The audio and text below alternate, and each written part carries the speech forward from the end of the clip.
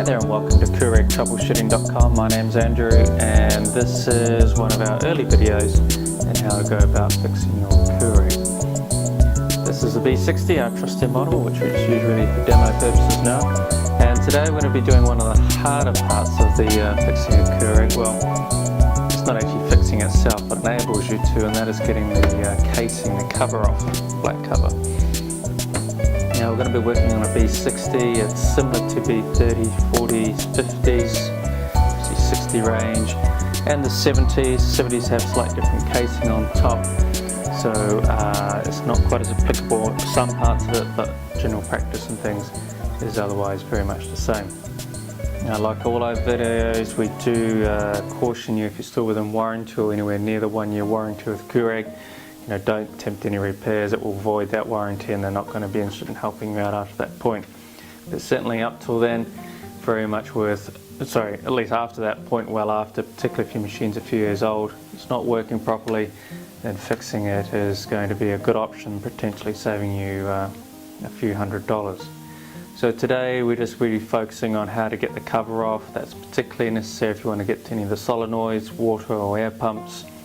The transformer unit too is an important part there. It'll also help you address any leakages down the bottom of the machine around the drip tray area, particularly if you just want to get the base plate off. We're going to cover that too.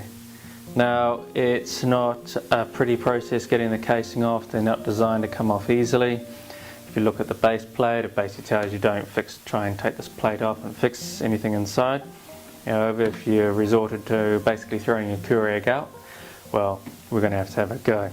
So it can lead to a little bit of damage to the machine sometimes, but this is the best method we've come up with without trying to damage the cosmetics, the outside of how the machine looks. We see some pretty nasty stuff on YouTube about people getting a hacksaw into the top, drills, all sorts of things. So this method hopefully will ensure at least the outside of it comes up with very little or no damage. So what you're going to need for today, well, is some patience. It can take a while. We've been through this a few times already, so we've got a few of the knacks. The machine is already slightly damaged inside, so in some ways it makes it easier getting the cover off. So we're cheating a little bit there. But the fasteners inside only broke after about the 4th or 5th time, so they lasted pretty well, to be honest. Hopefully you only need to do this once, so hopefully the fasteners should actually stay intact. So the things we're going to need today, going to need a Phillips screwdriver. That's one of the critical parts. We're going to need a long screwdriver, preferably with a reasonably thin shaft. There's some pretty tight spots in the Keurig itself and the body. And that's really just for using as an impact device. We're going to need a blade for cutting off some wires, earthing wires. In addition to the Phillips screwdriver, you're going to need a hexagonal connection as well for getting off a couple of screws in there. And you're going to need your trusty hammer, so but without being too violent with it, of course. So what we have then is our trusty B60. We're now going to get on with taking it apart, and we're just going to really take it slowly, step by step, showing you what's worked for us. This isn't the only method available, but it's one that we've found works the best. So back with you in a moment. Okay, and welcome back. Okay, so we've got our B60. We basically want to take off everything that's going to fall off as we work on it. So surface area, good to work on something nice, firm and flat. We put down some towels. This just helps protect the cosmetic side of things, and in case in a little bit of spillage of water. That shouldn't happen on this one because we're not touching the tubing itself. So let's just get rid of everything that can potentially to drop off or break. So we've got the water reservoir and its lid coming off. Drip tray, particularly its metal plate, which can scratch the plastics.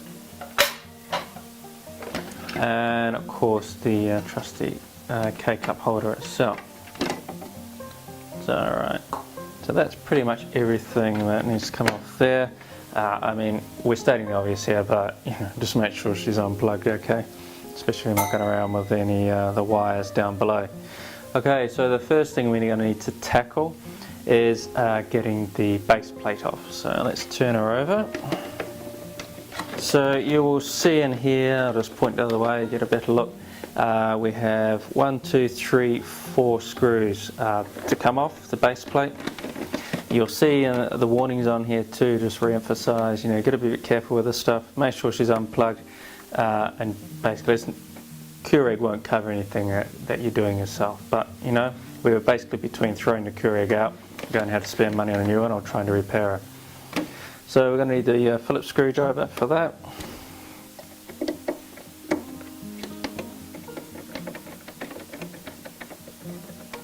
During the video shoot, you know, we're going to be cutting in certain parts, because it's, for example, here we could do, because you don't really need to see me undoing 4 screws on a base plate. You can pretty much do that yourself just using the Phillips screwdriver.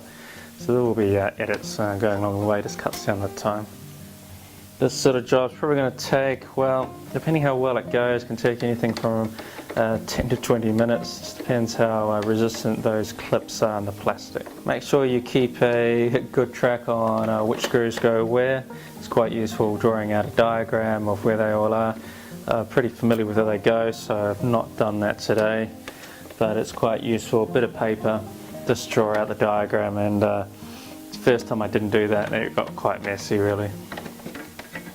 Okay, so what we have now is the base plate coming off.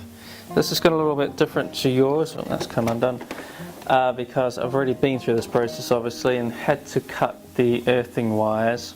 Those two are just coming out now. I've not secured them in properly, and this is just through a couple of male-female electrical connectors, and there's 3 earthing wires that are connected. I'll just get the other one up.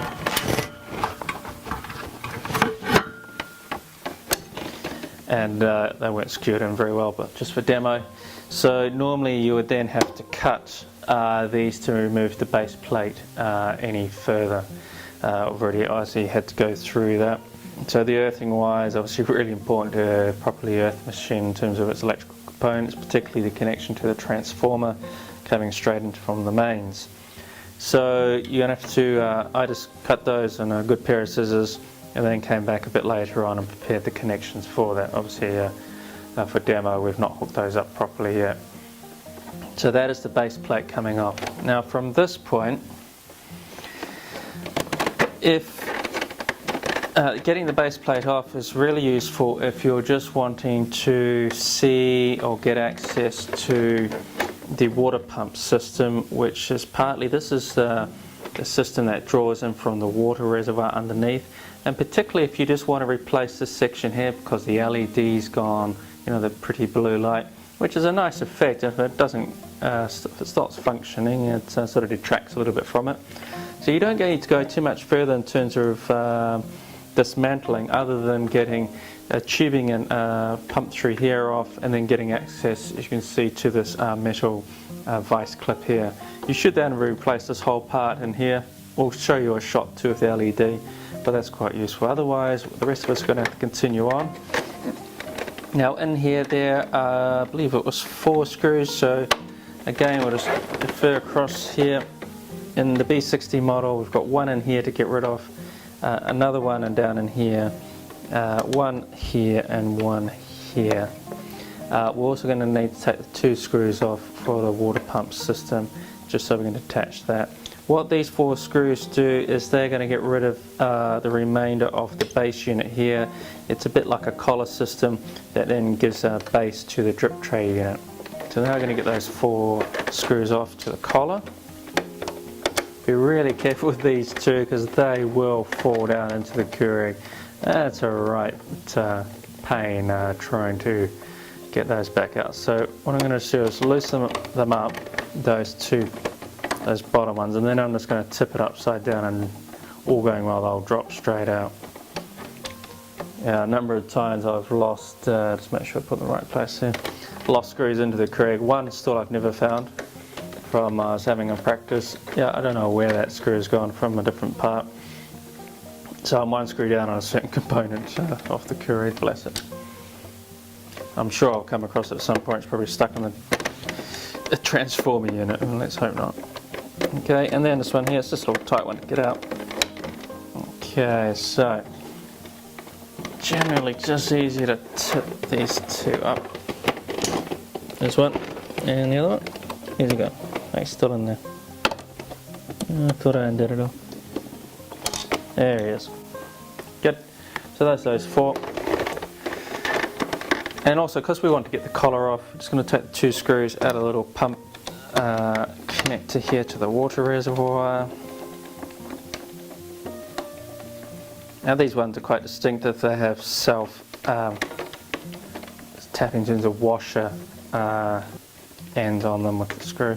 They're the only ones we've come across so far that have that, so they're quite distinctive. So there's one, two, they go down in there. And now, gently, we should be able to pop the collar off. So, minding the water pump system, tubing. And now we just got to mind the wires. Now this, as you can see in here, it's coming off, but of course we're still connected to the power cable. It runs around in an S-type connector, type bend, and so we're just going to pop that out. First time that doesn't pop out too well, so it's going to take a little bit of patience, but this one should come out relatively easily. There she is. Okay, so we're just going to lie it down now. And whichever method you choose to deploy, but it's just the easier. I mean, if you can get some help, you know, from someone while doing this process, you know, an extra pair of hands makes a big difference. But most of us be working on our own on this type of project. Just going to get those connectors off. As you can see on here, I've just put on a couple of male connectors for the earth and green wires, and then the female connectors on the other end. As you can see on here, if we can turn over, this is where the LED comes through. Just on the end there's a little, that's where your blue light comes through. So if you no longer have a blue light, it could be the LED that's gone, but more likely is the wiring connected with it.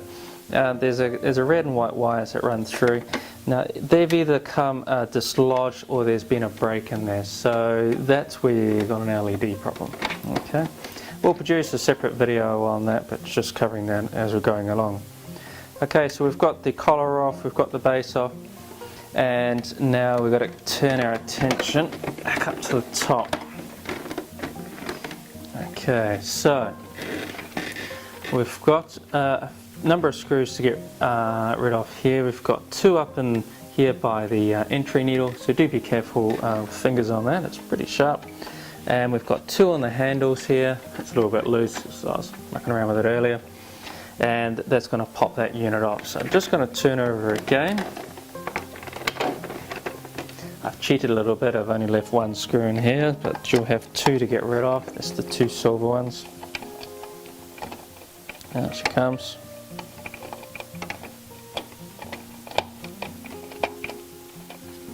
There she is.